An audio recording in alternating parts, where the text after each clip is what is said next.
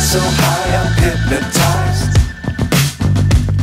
What's up is down, what's left is right. What's up sa inyong lahat? Ngayon lang ulit tayo nagkita-kita dito sa channel natin. Sobrang busy ko kaya ngayon lang ako nakagawa ng video. Marami akong mga videos na nagawa nung papunta dito sa Toronto galing Winnipeg, pero hindi ko na na-edit kasi nagkaroon ng problema tong phone ko. Hindi ko siya may transfer sa laptop. Kaya ngayon naisip akong gumawa ng video kasi medyo maluwag na yung schedule ko. At by the way, andito pala ako sa trabaho ngayon.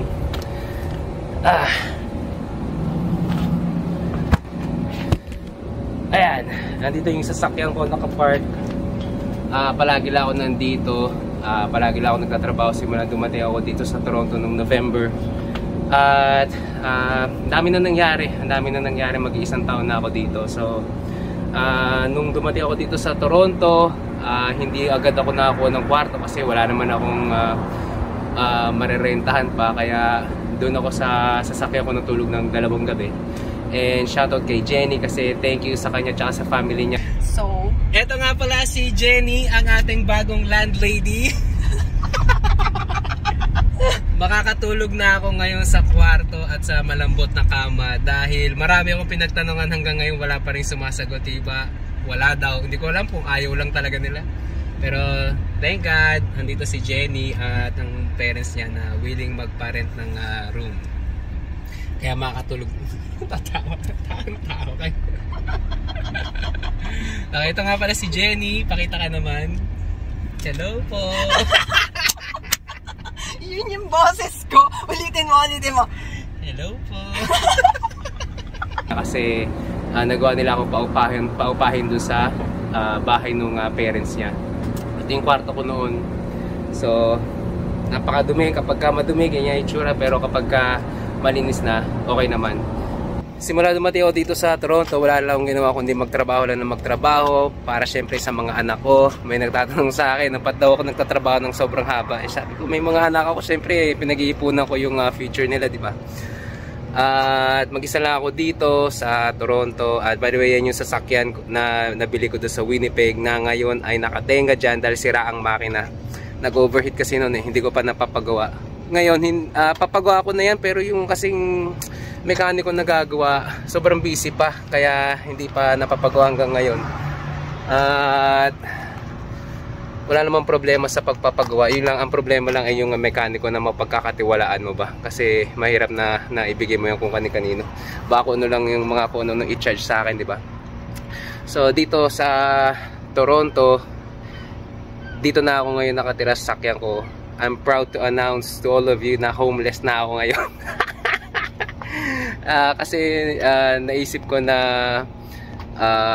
total pinapapayag naman na makapark lang yung sasakyan dito sa trabaho. Kaya naisip ko na bakit hindi na lang ako matulog dito. Kasi dati uuwi ako bago maliligo lang, and bago babalik ako dito, tas dito ako matutulog. Kaya naisip ko na bakit hindi na lang ako dito matulog lagi sa trabaho kasi pwede naman. So ang ginagawa ko, mahaba yung trabaho ko. At ang ginagawa ko, hindi naman ako tumatambay sa sasakyan ko. Ginagawa ko dyan, natutulog lang talaga. So tulugan ko lang yan. So hindi ko naman talaga masasabi na nakatira ako sa sasakyan ko kasi wala namang ibang ginagawa dyan kundi matulog lang.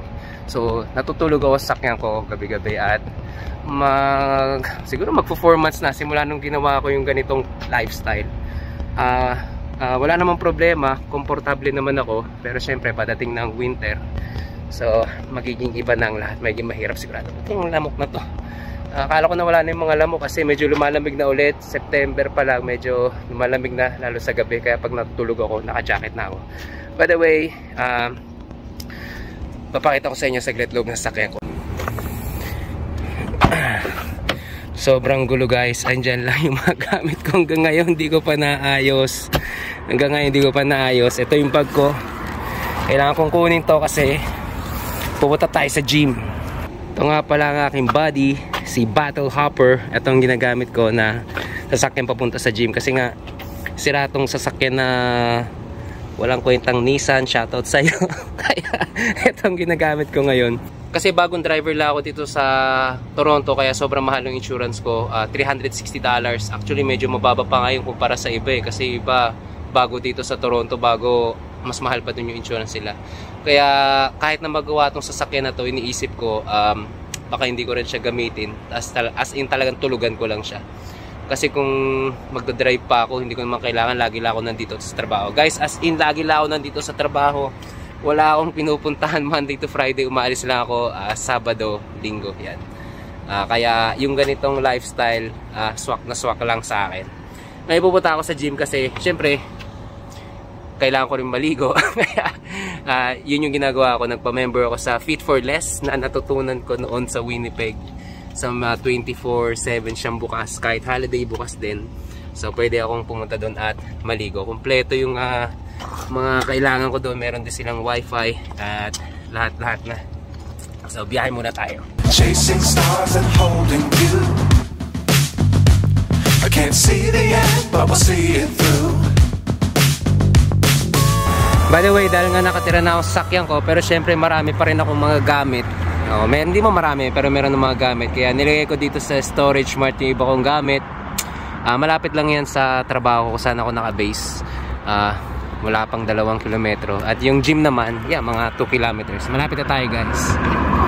I wanna be the greatest. Everybody on the fake shit. I look around and feel like everybody is the fakest. I make this every day and I'm impatient, hoping one day I blow up from the basement. Statement, the top is so vacant.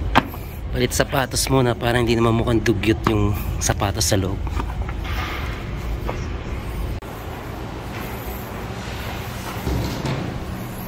Tapos may naliligo pala. Ito ang problema. Ganyan lang yung tubig niya kapag wala ng stock. Ay nako. Ano guys, maligo na muna ako. Yan, nakita mo naman si yung salamin niya, kaya makikita na nakahubad ka sa loob. Sanayan lang yan, wala na akong pakialam. Kaya ang sabon. Hindi po ito yung sponsored ng Axe. Alright, tapos na tayong maligo. By the way, itong suot ko, 10 ganito ang binili ko guys. Kaya pag nakita nyo akong nagbibideo at paulit-ulit lang, 10 yan. Tandaan nyo.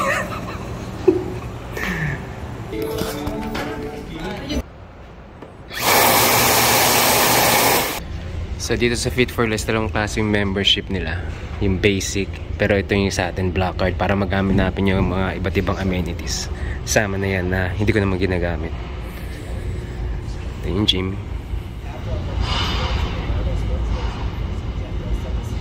Alright, tapos na tayo maligo, kaya wala na akong business dito. Hindi ako nag-gym dito, wala na akong time mag-gym. Pagod na nga sa trabaho, papagurin ko pa sarili.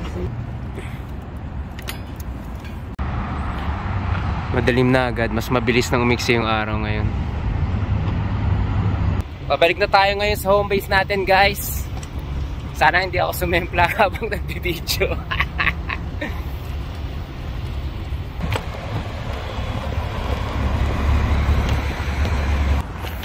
May bagong tayong gasolinahan dito malapit sa home base ko. Nakagandahan niya kapag weekend, wala ako sa work dahil sarado, then meron akong banyo na magagamit. Wala namang problema kasi nga tropa-tropa na kami dyan.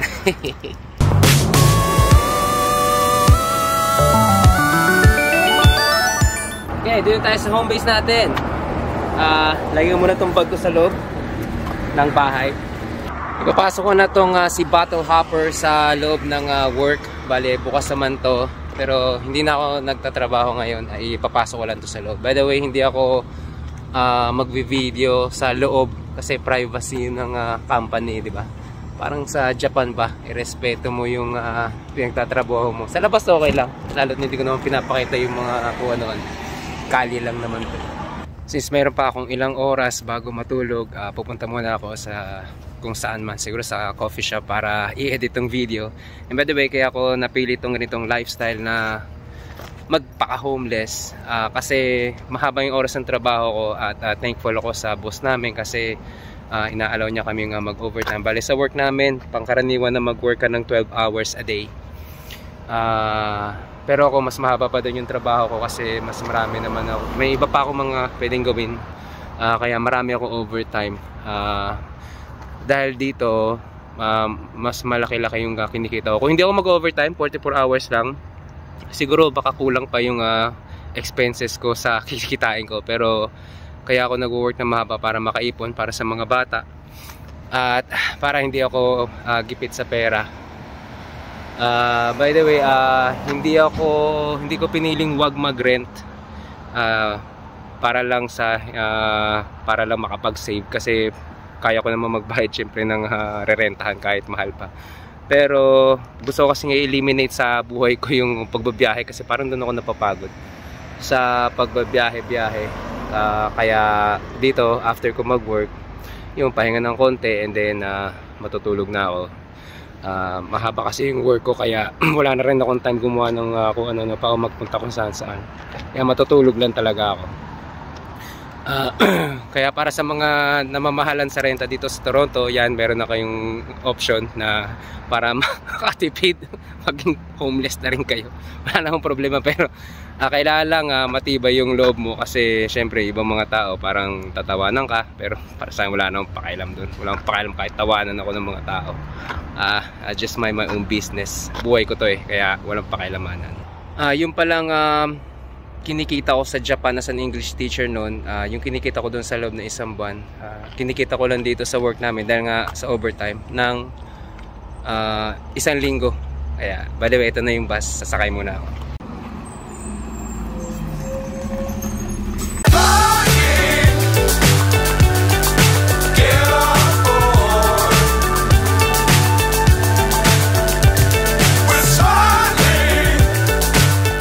Shoutout pala kay Lou, sa manager namin sa work, tsaka sa supervisor namin na si AJ, na tumulong sa akin na makabalik sa trabaho. Kasi sa totoo, anong trabaho na to para sa akin.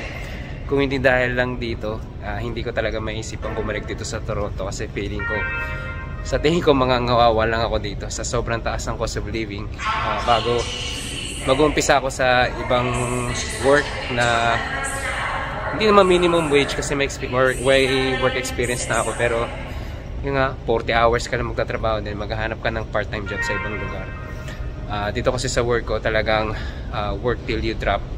As long as kaya mo magtrabaho, make sure lang na makakabalik ka pa kinabukasan. Marami kasi talagang trabaho doon sa amin, hindi basta-basta nauubos. Kaya thankful talaga ako kay Lord. Thankful ako sa boss namin na sobrang bait.